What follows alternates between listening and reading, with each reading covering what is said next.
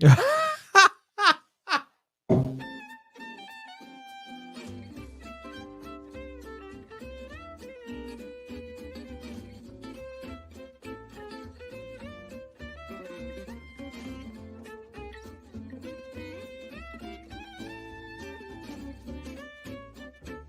do, neighbor.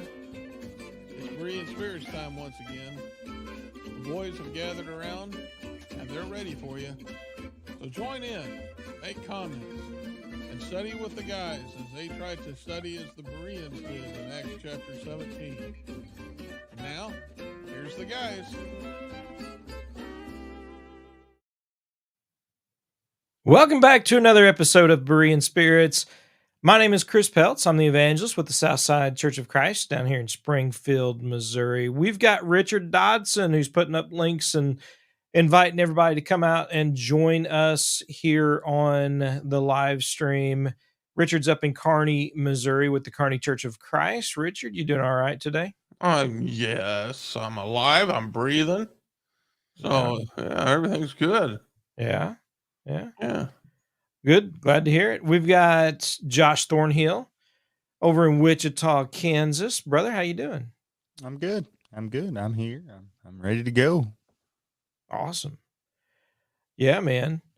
I tell you what, we've got a lot to talk about because this particular subject is controversial to say the least.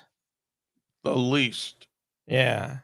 I'm telling you, because you would think, at least I would have thought, that, Christians would be pretty much united in this, but it really shows the diversity that there is among Christians when it comes to politics, when it comes to the things that we consider. And when you talk to people who say, I can talk about anything but religion and politics, I think politics is probably one of the most divisive, even over religion, especially in our in our society today. It really is something that is not just not only divisive, but it's just crazy. It blows my mind how bad things have gotten in our country when it comes to politics. And so we're going to talk about what the Christian's approach needs to be, how we should be looking and considering these things, getting into voting, whether or not Christians should vote. And I'll just throw it out there right now. I believe absolutely Christians ought to vote.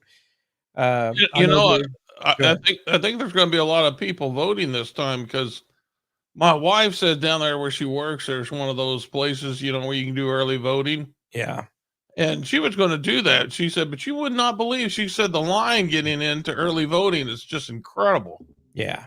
So, yeah, there may be a lot of people voting this year. I think so. And in Springfield, there are 2 places set up for early voting.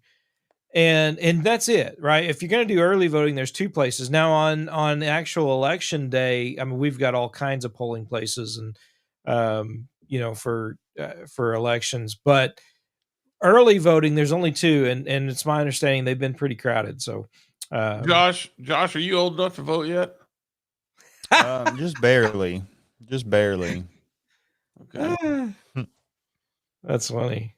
Yeah, that's great. Well, so first of all, let's talk about whether or not Christians should or should not vote. And depends on who they are. I want to know what they're going to vote for. Then I'll answer that question. I know. Hey, listen, things have gotten so bad politically in our country. I mean, people that throw up memes on the internet are being thrown in prison because of jokes. Now, has that been verified? Yes. Okay. Yeah. I heard it, but I didn't know if it was verified or not. You hear everything. Yeah, they interviewed the guy who was charged and found. Was that in California? I don't know where he's at. I don't remember where he's at. I know. But Didn't they make like hate speech on memes or something illegal in California? no, it's What they call hate speech. I think they did. it's hard to consider it, Josh. I'm sorry, and you know this better than anybody because you grew up out there. It's hard to consider California as part of the U.S., but um, Yeah, my dad's been in foreign ministry for nearly 30 years now. that's great. That's Yeah. all that. That's all that good preaching out there, huh? Mhm. Man. There ain't much of it out there. I'll tell you Yeah. that. Oh. Well, let's talk about whether or not, what about this attitude that Christians shouldn't vote, shouldn't be involved at all, and one of the things that I think, as far as the scriptures go, Acts chapter 16, and while they're throughout the book of Acts, we see Paul taking advantage of government, right? Using the government. In Acts chapter 16 with the Philippian jailer, not only does he take advantage of the laws and the rules, but he holds them accountable as well. When after the Philippian jailer and his household obeyed the gospel, they came back and said, "Hey, you just let him go, turn him loose, let him go, get him out of here." And Paul said, "Oh, no, no, no, no, no. You broke the law. I'm holding you accountable. You come and talk to me personally." And that struck a little bit of fear in them, but he held them accountable. And I think that's a great principle for us, and something that in our country, that's one way we do that is through voting. And so I do think there is a biblical principle established in the scriptures in and of itself that show that we can be involved in holding our government accountable. And of course, as we said, that one of the ways we do that is through our vote, which is great. In this country, we can do that. That's how it's set up. During the Roman Empire, it was set up a little different. Paul took advantage of the opportunity he had through their laws. And while we are to submit to our government authorities, Romans chapter 13, we can also have a voice and an influence. And so, with that said, Josh, what you have any different thoughts or anything to add to this idea of whether or not Christians should or should not vote? Yeah, well, I do agree with Richard. It depends on who it is we're talking about. I do think that we are very blessed in this country, that we have been given the rights and the privileges and the freedoms to be able to choose our leaders. And that is a blessing. And I think, somewhere it's either in the Thessalonians or the Timothy. I think it's written to Timothy, where Paul tells Timothy to write, to pray for your leaders. Yeah, what's that? Chapter 2. Yeah, he tells him that you want to pray for them, that we may, for all kings and all who are in authority, so that we may lead a tranquil and quiet life in all godliness and dignity. Yeah. Now, let me just suggest to you, first and foremost, that is not what a lot of Christians think when they, are praying for their government, but that's what Paul says to pray for, that we can lead a quiet and tranquil life. Have we been able to do that for the past 25, 30, 40 years? Yeah, I have. How about you, Chris, Richard? Yeah, we all have, right? But with that said, I think that's being threatened. And if, we have the privileges of a voice to be able to make our voice heard, our vote heard. And if we have the ability to preserve the freedoms that we enjoy to be able to live a tranquil and quiet life in godliness and dignity, then I think we ought to do that within the legal means that we've been given. I mean, the government gives us that ability, right? Yeah. And so why not take advantage of it to try and support people who are going to preserve or help preserve our freedoms to be able to live out our faith in tranquility and quietness. I think we have a blessing, and we ought to do what we can to try and hold on to it as long as we can, because it's going to go away eventually, right? It is. I mean, that's just the reality. No nation is going to stand forever. And so we have the ability to preserve it. So we ought to do it as best as we can, as long as we can. Try to hold on to those blessings. Sure. Yeah. I mean, we have been given that ability and right in our country. And obviously, as Christians, it is a voice we have. And Richard, a lot of times people that complain the most and loudest are those who say, they're not even going to vote. And in a sense, that's almost nullifying all your whining and complaining. If you're going to complain about something and then do nothing about it, I mean, that's forget about voting, that just about any subject, right? People that whine and complain and then aren't willing to do anything about it, you really lose all credibility, and people don't listen to all their whining and complaining because they won't do anything about it. And I think the same is true when it comes to voting as well. Well, there's a few things that we can do to influence our government in this country and the way it's established, and voting is a big part of it. You can do other things like write letters to your congressman and things like that, and there's petitions you can sign, and those things do have influence, I believe. But voting is something that I think we should all be taking part in, and let me, if I can explain why. If you go to Romans chapter 13 and verse 1, and I want you to think about it, follow this through with me. It says, "Let every soul be subject to the governing authorities, for there is no authority except from God, and the authorities that exist are appointed by God." Okay, well, how does God do his work on this earth? How does God do these things many times if it's not through his people? I mean, we sing this children's song at church, it's not a children's song. We sing at worship, he has no hands but our hands to do his work today. And so when you read this section of scripture that deals with government, it's talking about, in verse 3, for instance, rulers are not a terror to good works, but to evil. Well, who represents the good works? Who defines what a good work is? Isn't that what 2 Timothy 3:16 and 17 says?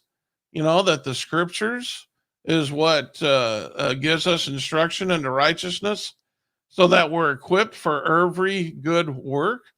We go to the Bible to find out what a good work is. And so if the Bible tells us what a good work is, then we need to be willing to do our part in whatever limited way it may be, to try to support a government that will do, as Josh pointed out, allow us to have a quiet and peaceful life as they, bring justice to the wrongdoer and they support good works. And that has to be defined by the Bible. And the only way, like I said before, that we can get this accomplished is first and foremost through prayer. We need to be praying to God to help us with that. And secondly, yes, of course, we need to know the Bible. We need to be able to know what a good work is so that we can identify those who are proclaiming what they're wanting to do. Is it a good work? Is it something wrong? And then thirdly, to be active in what we can do in our government in order to bring about fulfilling the mission that God has ordained his government to do. And if we don't do that, I believe we're lacking in our service to God. Yeah. That's part of our responsibility. So, Josh, I want to ask you this question because this is something that I hear quite often. And I was actually involved in a Bible study in Colorado, up in Craig, Colorado, one time where a preacher there was teaching a Bible class and basically saying there's no point in voting. We shouldn't be voting because God appoints the leader. He puts in leadership who he wants in leadership. And it's taken from an Old Testament text, but that is a little bit misleading with people, not only today and how God necessarily deals with his people today, but uh, it's implying several things in that text that aren't necessarily there. I don't, you follow me? Yeah, the text you're referring to is Daniel 4 and verse 17, where it says, "This edict is by the resolution of the watchers, and the decision is a command of the holy ones, in order that the living may know that the Most High is the powerful ruler over the kingdom of mankind, and gives it to whom he wishes, and sets it up over the lowliest of men." You particularly see that throughout the Old Testament, where you have God appointing certain people to positions of authority, and like King Nebuchadnezzar, particularly in the book of Daniel, is removed from that position because of his corruption. So yeah, we do see that God did that in the Old Testament, and I would suggest that God still does that today. How? Please don't even begin to ask me how, because I'm not even going to even begin to guess. Like that's just I'm going to throw that in the realm of Deuteronomy 29:29. We don't know. Secret things belong to God. How he operates today in that regard, I have no clue. No clue. But I have confidence that he does in some form. I think we can have confidence that he is in control, and that should give us some kind of comfort and peace. But I do want to say, that doesn't, I don't think that doesn't take away our ability or responsibility or idea to vote. Right. Because I don't think, I don't know how to say this. I don't think that God, like, for instance, if God were going to read the votes of the American people and then say, okay, well, I know they chose this candidate, but I'm going to put this person in there anyway. I don't really think that that's reality. I don't know exactly how it works. Again, Yeah. please don't ask me to figure that out, because again, I don't think we can understand that or know that without revelation, first of all. Right. Until God comes and says, here in 2024, this is how I'm operating in the kingdoms of men. We don't know. We just don't know. I think he would work providentially in some form, but how exactly that works out, I don't know. And we can't know until we have revelation, and we're not going to get revelation on that. So, well, there we go. In a sense, we actually, here's where I might disagree with you in a sense, and I think you'll follow me on this. It's kind of like, what good does it say to someone who is naked and starving to say, be clothed and filled, and then don't do anything for them, right? God says he will provide for them.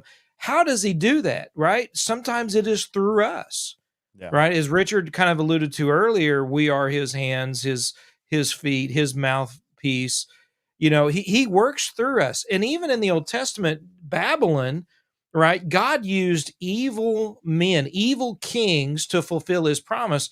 The enemies of God and enemies of God's people, the Philistines and others, he used to bring about his purpose. And so he's able to use, regardless of who's in power, he's able to use them for his purpose. Just as whether or not we're faithful to him or not, he's able to use us for his purpose. His purpose will be accomplished regardless. And so the point, though, is we have an opportunity, right? And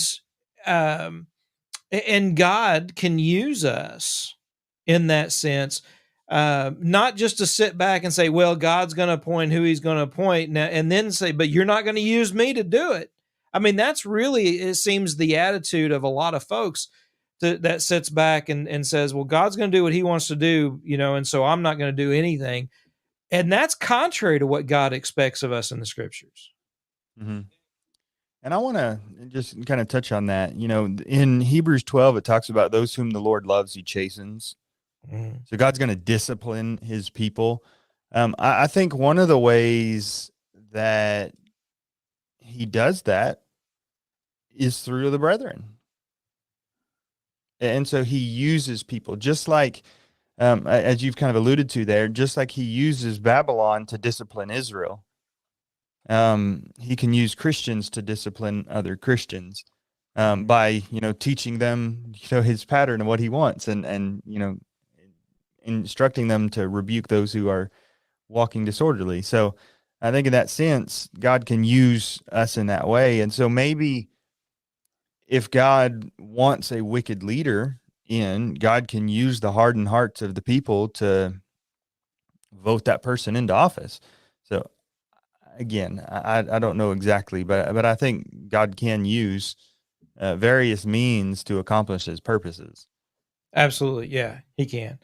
And if Richard, if you got something else on that aspect, I want to, I want to move on to our motivation for voting. Well, we got a lot of comments. Oh boy. Yeah. So if we can kind of go through these real quick. Let's start with Josh's father, who's, we have to blame for Josh. And we'll go from there. But all right, I'm just going to go through here with everything that Thomas says. There are so many things I want to say on this subject. And if we'd known about that, we'd invited him on the show. Yeah. Living in California as a Christian, I feel like my vote doesn't matter. I can understand that. Living in California as a Christian, I feel my vote does not count. I do believe we should vote, but there's a limit. And he says, Libby, that just looks like a repeat. He says, in this presidential election, both candidates are so morally flawed. I cannot, and he emphasized cannot, condemn a Christian who says they cannot conscientiously vote. And I did interject. I said there are other candidates other than the Republican and the Democrat, which I think he was making reference to.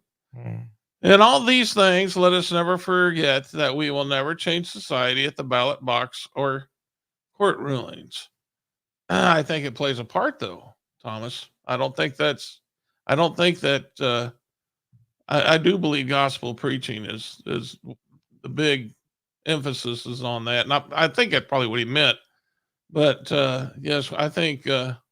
But in a sense, we've gotten to where we're at through the ballot box in voting in a big way. That's gotten us here. And so in a sense, it could keep us from going further, or could have kept us from here to begin with. He just added, he agrees it plays a part. Yeah. And I have a lot to say about that, actually, but he says, by the way, I will vote, and sadly it will be against one. But Ron Griffin brought up a point that I really want to emphasize, because many times we do look at just who's running for president. There are other issues. That's right. And Ron said we need to pay attention to local issues, school boards and things like that. And he is exactly right. There is ballots in Missouri. Missouri's going to have sports betting, which I think it's going to pass, unfortunately.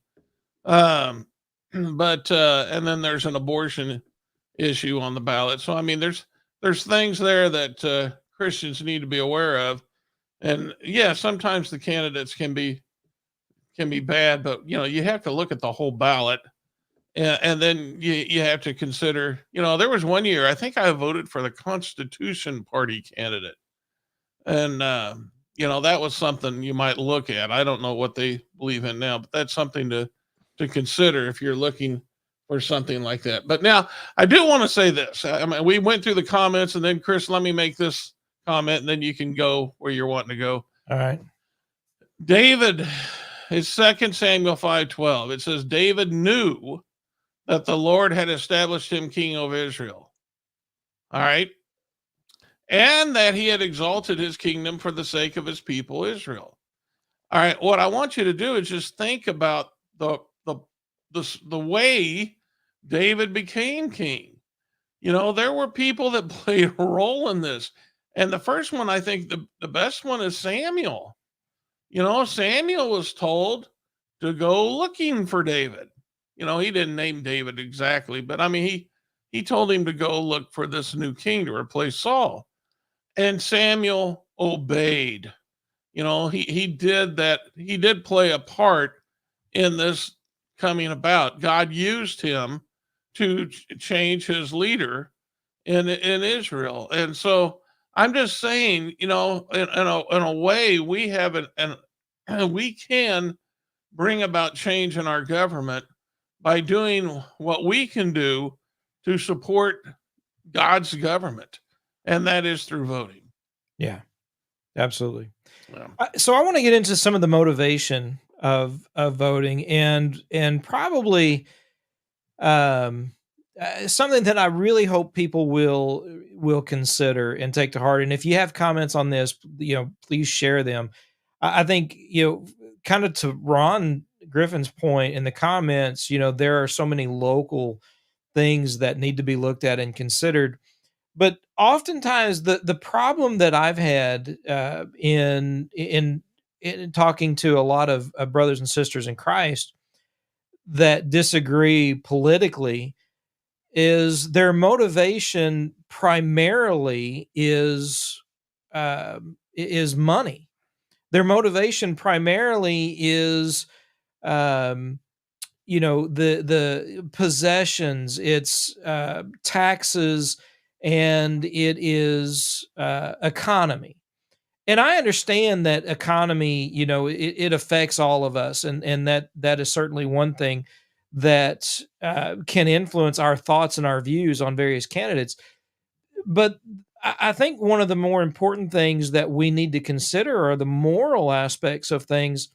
That while God, when it talks about taxes, hey, you obey the government, you pay to render to Caesar's what is Caesar, and you pay the taxes, you obey that. And so that doesn't seem to be something that, regardless of who's in power, who's in place, whether we like it or not, how they do it or not, and how much or how little, that doesn't seem to violate God's word and what he desires for his people and his creation. However, when it comes to some of the moral issues like abortion, it comes to moral issues like marriage and the family and homosexuality, God is very clear in his word. And when we place our whether it's social status, our economic status, our wealth, or and poverty over God's will of the family, of men and women, homosexuality, of the well-being of children. I mean, look at Matthew 18 and how Jesus warns so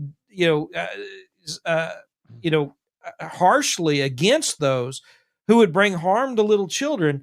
If we're not considering those things first and foremost, I think we're doing not only a disservice to the country, but a disservice as those who proclaim to be Christians and followers of God. And to Thomas's point, when you look at both candidates, whether it's Harris or Trump, right, just to name the presidential candidates that most people will be considering, neither one of them are against abortion across the board. I mean, that's a fact. Neither one of them are, unfortunately. And so then you have to start looking at, there are those who kind of pander and cater to those who would allow for abortion throughout, 9 months, or even immediately following birth, as some of the Democrats have promoted in the Carolinas and other places. And so you got to consider things like that. And if you don't, again, I think you're doing a great disservice, not only to your country, but as someone who would proclaim to be a Christian or a child of God. Well, unless Josh has something, I'm going to say something. It's his. Josh, you got something? Go ahead. I'll try to make this quick. For me as a gospel preacher, what really concerns me is the issue of freedom of speech. Because I really don't want that to be hindered.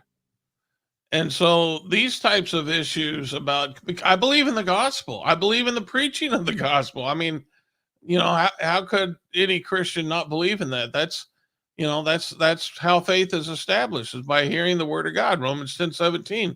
We have to preach. I mean, that's the only way this is going to get better. That's the only way morality in this country is going to be better, is through more preaching.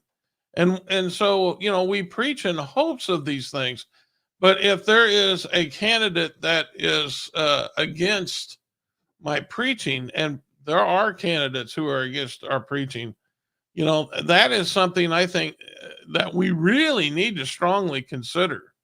I know there are other issues that need to be taken into consideration, but if we hinder our free speech, then we can also put ourselves in a position where we're no longer going to be able to preach the gospel without fear of government persecution, and that is something that I hate to see. We read in the Bible about the government persecution of Christians who did not quit preaching the gospel despite the decree, but and we understand we can't quit. But needless to say, I really do hope that's just one issue that people will consider strongly. Is that I know abortion is a big issue, and it should be. I mean, that's the murder of human lives. That's a horrible, horrible thing, and we should never get used to that. That is a bad, bad thing. But don't forget about freedom of speech, because that is one reason why the church has been able to grow in this country, is because we've had freedom of speech, and I really would hate to see that go away. Go ahead, Josh.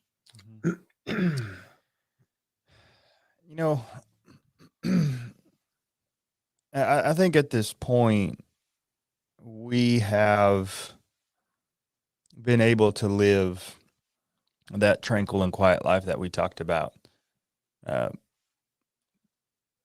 And I'm kind of hesitating on how far I want to say this, but let me just say that let her out, brother. Let her out. Both parties are corrupt. Oh yeah, both of the major parties, and I registered to vote when I got my driver's license here in Kansas, and kind of looking back, I kind of wish I would have just done independent. Just registered as an independent voter, but both parties are corrupt. I just want to state that out. I'm not, endearing myself to one party and trying to deny the other. But I do want to say this in relation to what we've talked about, like as Dad's comment said, far too many put their wallet ahead of moral concerns. There is one party that is actively trying to destroy the Christian faith. Mm-hmm. I mean, we can't just sugarcoat it. That's the reality. I mean, when a candidate is told in their rally that, Jesus is Lord, and they respond, you're at the wrong rally. Yeah, you're at the wrong rally. And that was Kamala Harris. I mean, there's no reason to deny. I mean, it's all over the internet. Kamala Harris, when two people said Jesus is Lord, and she said you're at the wrong rally. I mean, it's obvious. You're absolutely right, and there's no reason to hide who said it.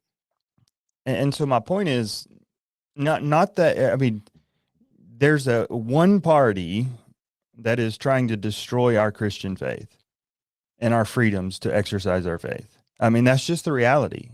Yeah. And it's like, do we want to preserve the ability to be able to live out our faith or not? And again, the Republicans are just as evil. I'm not trying to, trying to say that they're any better in some ways, but at least they're not making policies at this point that are trying to destroy our Christian faith. Yeah. So, I mean, it's the lesser of two evils at one point. And in a sense, kind of what Dad's talking about, you're voting against that in some ways, not necessarily for the other candidate, but you're voting against these godless policies and things like that. And I think that has to be a consideration. I don't understand why that's not more of a consideration to more Christians.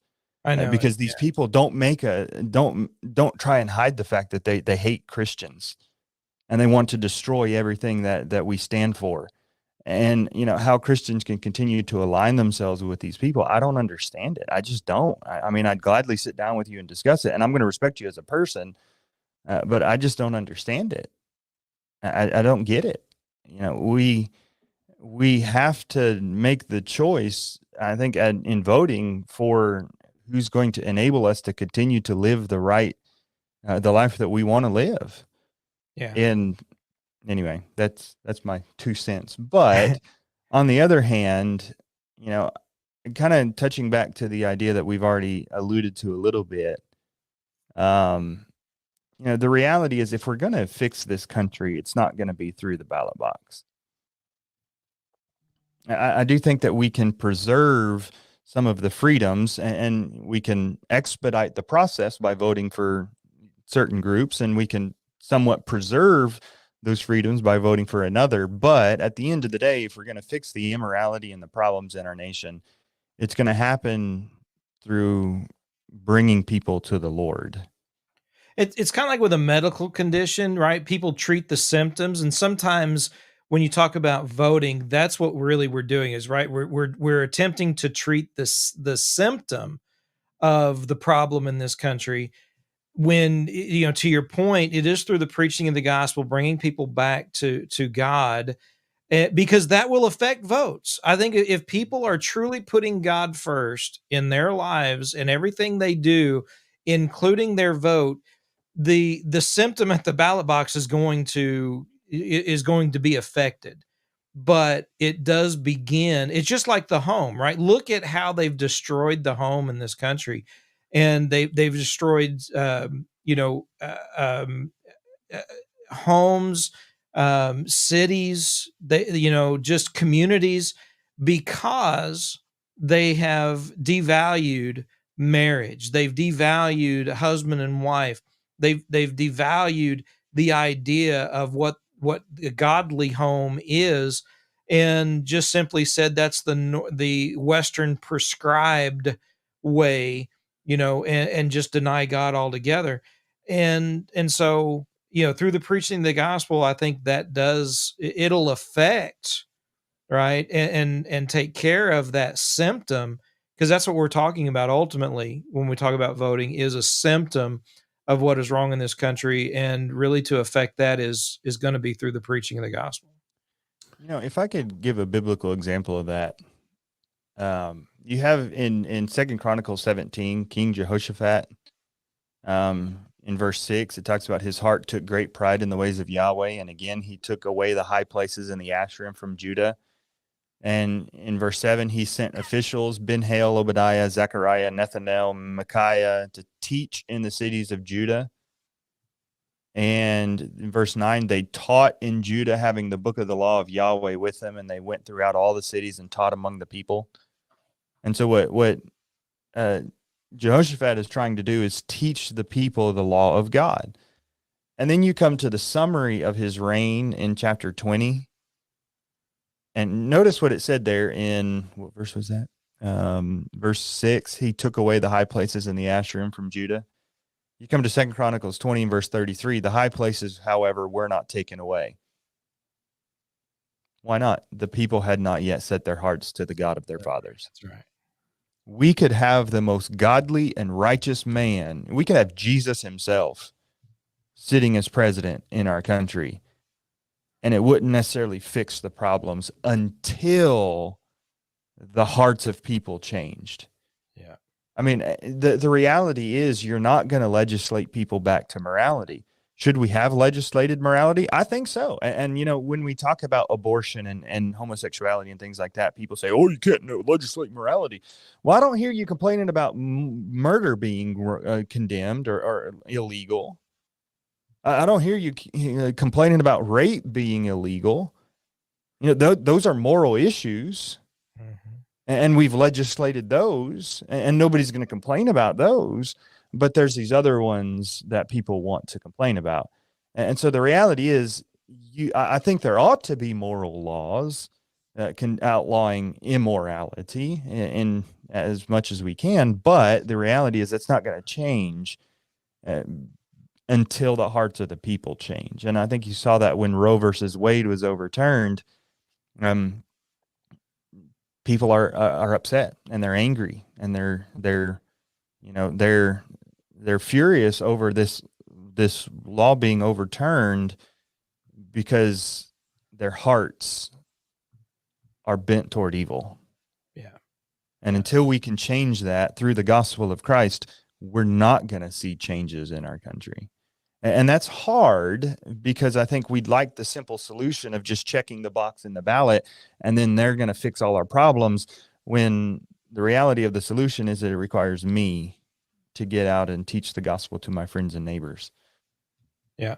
But, and then voting really can come down to being an example too, right? If you're going to tell people about morality, about God and what is righteous and what is unrighteous, and then you let it go unchecked, you let it go, without, doing, your part, it can be somewhat hypocritical, if we're not, so that's something we got to watch out for too. Richard, you got any last thoughts for us today? Well, I just want to really emphasize. I was listening to Josh, and I couldn't help but think of Jonah being sent to Nineveh. Nineveh was wicked; and they were going to be destroyed. But it was through the preaching of Jonah that the city repented. And so I don't think we can ever discount preaching and the effect that it can have in a society, in a country. And the gospel is very, very strong. It's God's sword. And so, having said that, that's why I'm really concerned with having our, as Ron Griffin pointed out, left-wing politicians would love to hinder our freedom of speech and preaching against moral issues. Yeah, I'm worried about that. And the reason I bring that up is, we do a lot of work on the internet, and we have, since we've been doing this, our work has been hindered somewhat by those who have not liked what we had to say. Yeah. And so that's why this is a big, for me, it's a very big deal, is the freedom of speech. And I'll make it just very clear. It's the Democrat Party that is trying to hinder free speech. There is a wing of the Democrat Party that has taken my daughter from me. And it's that progressive movement. I have lost my daughter to this party, and she has forsaken her family and disowned us because of this. And I have heard her say, and she has been taught this, she has attacked freedom of speech. And freedom of speech is so important. And that is something we're not going to realize until we lose it. And so I would really hope that we would look to preserve that, and then to keep this in mind as well.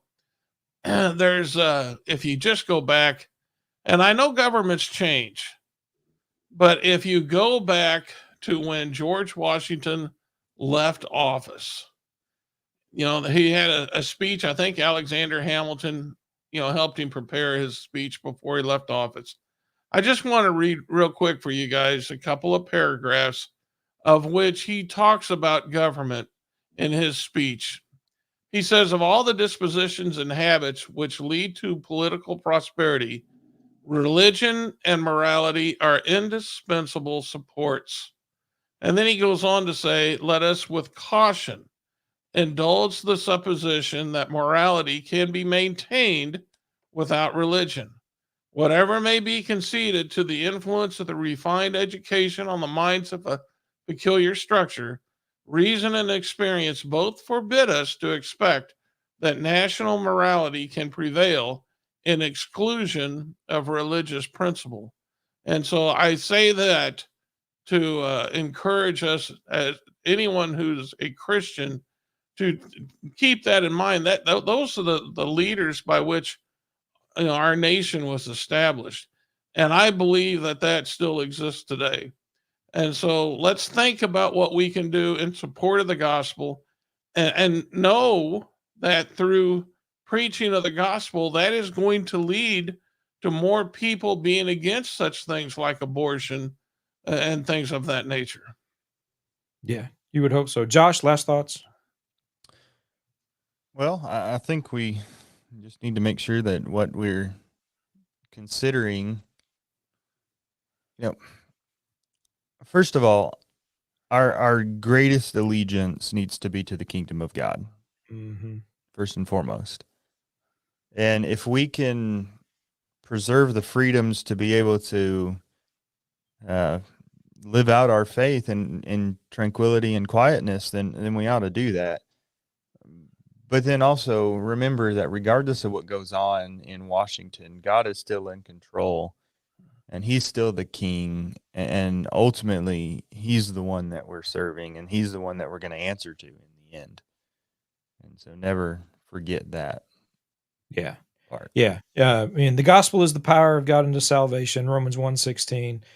The word of God, which is able to save your soul, James 1:21. I mean, the word of God needs to be what is proclaimed and preached, and needs to be our guide in everything that we do, including when we go to the ballot box, which we should do, right? I mean, we have to submit to the laws, but we also have the opportunity to influence those laws. And so we ought to take advantage of that as well. Folks, we appreciate everybody tuning in, listening, all the comments that we received. We really do appreciate that as well. And, if you got more to say, shoot Richard an email. He'll take it and he can answer all your questions. Absolutely. All right, folks. Thanks again for listening. And until next time, remember to search the scriptures with Berean spirits.